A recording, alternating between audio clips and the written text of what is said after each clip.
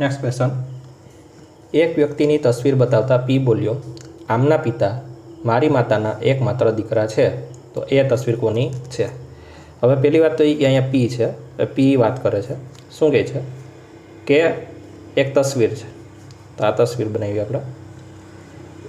आमना पिता એટલે આ જે તસવીર છે એમના પિતાની વાત થાય, તો એના પિતા, મારી માતાના એટલે આની જે માતા છે, માતા બરાબર, આ જે માતા છે એનો એકમાત્ર દીકરો છે.